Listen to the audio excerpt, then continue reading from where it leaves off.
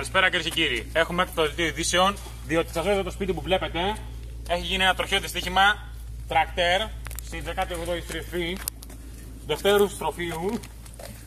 Έγινε τοπική 360 μοιρών δια του ημικοκληνίου του Μυρογνωμόνιου για 90 μοίρες.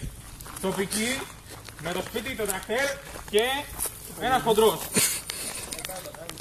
Λοιπόν, ερχόταν με 780 χιλιόμετρα, φορούσε μοτέρ, Κόρσα.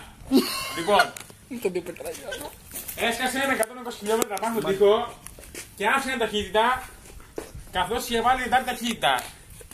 Δίνει μία στον... από εδώ. Το τρακτέρ έγινε κομμάτια. Παρακαλώ δείξτε το τρακτέρ. Και ευτυχώς γι' αυτό έχουμε το μάρτυρα. Άρχισε να βγει κύριε. Εδώ, λοιπόν, τι έχετε να μας πείτε κύριε Καψιμή? Ότι είναι μαλάκας. Για ποιον λόγο? Γιατί πήγαινε με τόσα χιλιόμετρα και πέσανε στον τοίχο μου. Στον τοίχο σου? Λοιπόν, Μου κατέστρεψε το σπίτι αλήτη. όπως βλέπετε εδώ κυρίες και κύριοι, τα μπυρόνια του ο τύπος. Κοιτάξτε πόσο μπύρες έχει βγει. Αν είναι δυναμόν. Όχι ρε παιδιά. Φίλε, μόνος μου μένω τι θέλω να κάνω. Λοιπόν, αυτό είναι τα φίλια με τον Ανδρέα Αγγελόπουλο.